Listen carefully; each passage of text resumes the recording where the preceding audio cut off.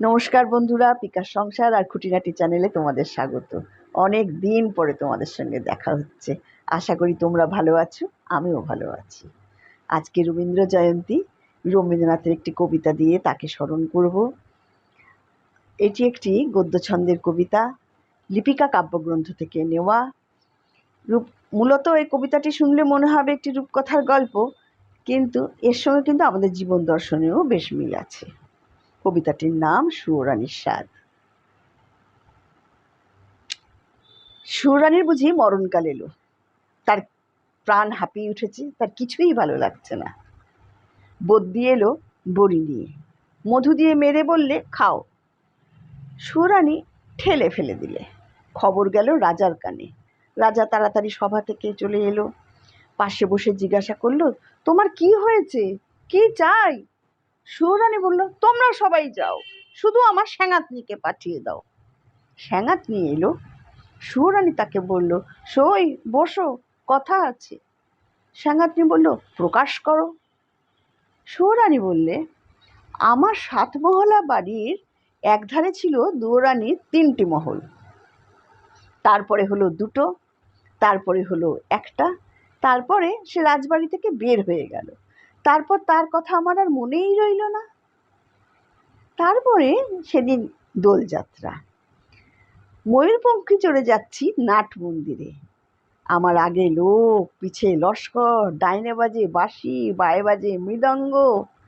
এমন সময় পথের ধারে নদীর পাশে বাঁধের ওপরে চাপা গাছের ছায়ায় দেখছি একটি ঘর।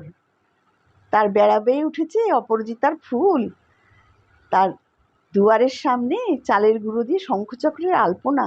আমি মুগ্ধ হয়ে ছত্রধারিণীকে জিজ্ঞাসা করলাম, ওটা কার ঘর? ছত্রধারিণী হেসে জবাব দিল, জানো না, ও তো দুয়োরানীর ঘর। তারপর বাড়ি ফিরে এসে আমার যে কি হলো, ঘরে প্রদীপ জ্বালিনি, মুখে কথা নেই, একা বসে আছি। রাজা এসে আমায় জিজ্ঞাসা করলো, তোমার কি হয়েছে, কি চাই? আমি বললাম, আমি আর এ ঘরে থাকবো না। রাজা বলল, আচ্ছা বেশ, তোমাকে আমি কোঠা বাড়ি বানিয়ে দেব, যার দেয়াল হবে গজদন্তের, যার মেঝে হবে শঙ্খের গুঁড়ো দিয়ে দুধের ফেনার মতো ধবধবে, তাতে থাকবে ঝিনুকের আলপনা। আমি বললাম, না, আমি বড় স্বাদ হয়েছে আমার, তোমার ওই বাহির বাগানে একটি কুঁড়ে ঘরে থাকবো। রাজা বলল, আচ্ছা বেশ, তাতে আর অসুবিধা কি? তারপরে কুটির তৈরি হলো, যেন তুলে আনা বনফুল। যেমনি তৈরি হলো অমনি মুষড়ে গেল। বাস করতে গেলাম, কেবল লজ্জা পেলাম। তারপরে সেদিন স্নান যাত্রা।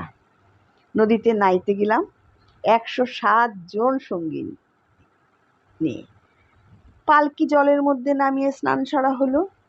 ফিরে আসার সময় পালকির দরজা একটু ফাঁক করে দেখি, ও কে যায়, হাতে সাদা শাখা, লাল পেড়ে শাড়ি, স্নান করে ঘড়ায় জল তুলে নিয়ে যাচ্ছে। সূর্যের আলোয় চুল ঘড়া যেন ঝিকিয়ে উঠছে, যেন নির্মাল্যের ফুল। ছত্রধারিণীকে জিজ্ঞাসা করলাম, এই মেয়েটি কে গা, কোন দেব মন্দিরে তপস্যা করে? ছত্রধারিণী হেসে জবাব দিল, চিনতে পারলে না, ও তো দুয়োরানী। কি যে হলো আমার! ঘরে ফিরে এসে একা বসে আছি, মুখে কথা নেই, প্রদীপ জ্বালিনি। তারপরে রাজা এসে জিজ্ঞাসা করলো, তোমার কি হয়েছে, কি চাই? আমি বললাম, আমার বড় স্বাদ হয়েছে, রোজ নদীতে নাইতে যাব, কলসি করে জল নিয়ে আসবো বকুলতলার পথ দিয়ে। রাজা বলল, আচ্ছা বেশ, তাতে আর অসুবিধা কি? পরদিন পথে পথে প্রহরা বসলো, লোকজন গেল সরে, হাতে সাদা শাখা, লাল পেড়ে শাড়ি। নদীতে স্নান করে ঘড়ায় করে জল তুলে আনলাম। মনের দুঃখে দুয়ারের কাছে এসে ঘড়া আছড়ে ফেললাম। যা চেয়েছিলাম তা তো কই পেলাম না, শুধু লজ্জা পেলাম। তারপরে সেদিন রাসযাত্রা। মধুবনে জ্যোৎস্না রাতে তাঁবু পড়ল। সারা রাত নাচ হলো, গান হলো, কত আনন্দ, কত আমোদ। পরদিন সকালে হাতির পিঠে হাওদা চলল। আড়াল থেকে বনের পথ ধরে ফিরছি হাওদার ওপরে চড়ে, দেখছি বনের পথে এক নবীন কিশোর, তার চুলের চূড়োয় বনফুলের মালা, হাতের ডালিতে শালুক ফুল, তাতে ক্ষেতের শাক, বনের ফল। দেখে মুগ্ধ হয়ে ছত্রধারিণীকে জিজ্ঞাসা করলাম, কোন ভাগ্যবতীর ছেলে বনের পথে যাচ্ছে?